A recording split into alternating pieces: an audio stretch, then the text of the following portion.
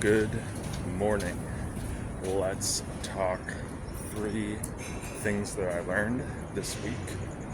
The first one, going into walking during lunch. The thing I learned was I think I had this assumption that I was making that I need to be like super close to restaurants and food courts and whatever for both lunch and dinner. Like, 5-minute walk max. But I don't know where this came from, but I had this just idea come out of nowhere that was like, wait a second. Because I walked to this mall a different afternoon, and I was like, wait a minute, what if this long walk to this other mall that has some healthy food restaurants, has a food court with the bubble tea place that I like, and what if that's actually a benefit during lunch rather than a negative? And so I decided to start trying it out and walking, instead of walking a quick 5 minutes to this one restaurant that's close and sitting down, and what I've been tending to do is just finish work, pack up stuff, walk to restaurant, sit down, eat lunch, watch YouTube videos, pack up, walk back, and then walk back to the hostel, and then expecting my brain to jump back into, all right, I feel fresh, I feel rested, and we're gonna jump back in to some more work. And it's it's not really working. And so I feel like the past 3 days I've actually felt really good, and the walk has been helping. And I think just the fact that I'm physically going further, I haven't been watching YouTube while I eat, and I've been doing other stuff. I've been exploring the mall, walking around, and I think that's helping to detach my focus away, because I'm bringing it back to something that I learned while I was in Bali.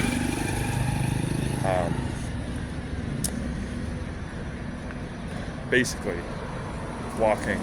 I wanted to walk during lunch while I was in Bali, but the weather was just too hot.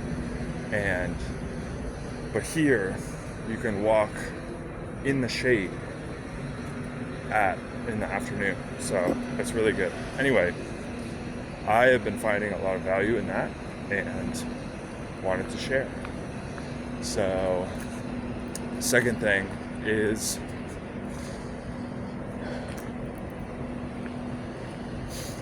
I don't know how to phrase this exactly, but it's in the context of doing research for an idea, I can spin up a niche SaaS business around, and looking at opportunities.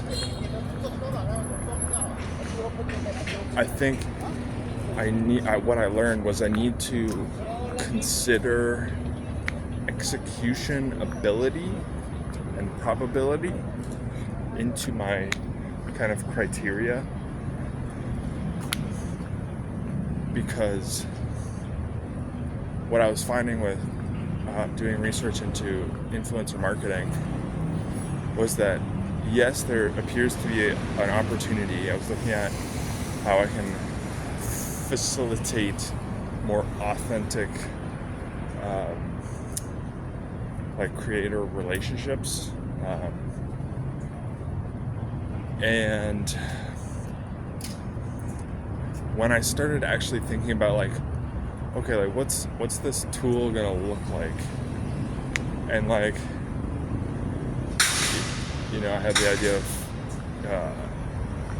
presenting past collaborations like really easily for brands. And I was like, there's just like there's so much to do. And I started to question whether I bit off more than I could chew. And I think, I went into that space thinking like, okay, let's find a more valuable problem, but something that I can learn rather than a problem that I have, basically. Like, the influencer marketing, it wasn't a completely new problem. It was like tangential to something that I had. Like, I didn't deeply understand the problem that I was trying to solve. And I just feel like if I'm coming at it from that angle, I'm just, especially in a competitive space, it's just not going to work out. Actually, like, it's great in like idea land, like, I'll create this software that does, it's just like, anyway. So, considering technical feasibility, BMW driver that didn't use their blinker. What a surprise.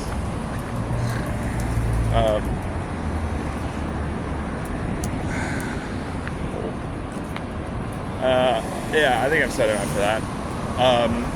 The third one is kind of more practical. On the back of doing my VO2 max test this week, I got some recommendations in the report on like a fitness kind of plan, like how I should use these results going forward. And I kind of used that along with, I did some research into more about zone 2 cardio. And so basically what I learned was I created this kind of personalized fitness plan. It's not really that personalized. The only personalized thing is the fact that it's my heart rate ranges. But anyway, I wanted to share. There's a Andrew Huberman video on zone 2 cardio and how much zone 2 cardio we should be getting per week based on the scientific data. And I think it was 100 and, no, I forget it. It's like 150 to 200 minutes minimum per week. So it's like 2.5 hours to 3 hours of zone 2 cardio per week for the cardiovascular benefits that it comes with. But he was speaking with, I think this came from a podcast or like a conversation he did with a doctor in this space. And he was saying, I'll just link the video that I watched.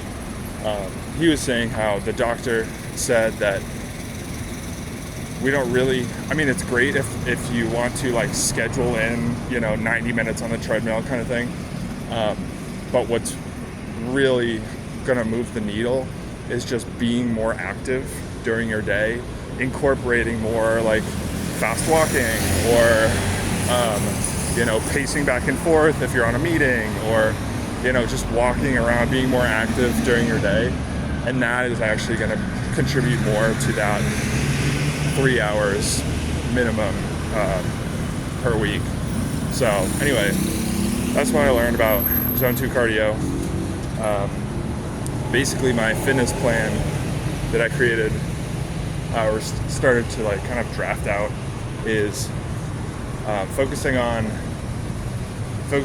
bulking and building muscle as a priority. And then second priority is like zone 2 cardio for aerobic endurance and fitness. And then my trainer from the VO2 max test was recommending, like, every once in a while do a zone 5. So zone 2 cardio is 60 to 70% of your max heart rate, that range. And then he was like, it's good to do zone 5, like maybe an interval training every once in a while, to kind of like keep that upper limit. And I don't know what the exact percentages of those are. I think it's 80 to 90 or something like that. But anyway, like high heart rate. So zone 2 cardio, mainly for endurance, fitness, aerobic, and then zone 5 every once in a while. And then his recommendation was, do weight training for like functional, like practical fitness. And so I think my long-term plan is to kind of, once I bulk up in muscle, shift from like weight training to more functional fitness, because it's just more practical. I think he gave this story of he tried to like reach up and grab something and like he couldn't do that or whatever, but he had been weight training for like years.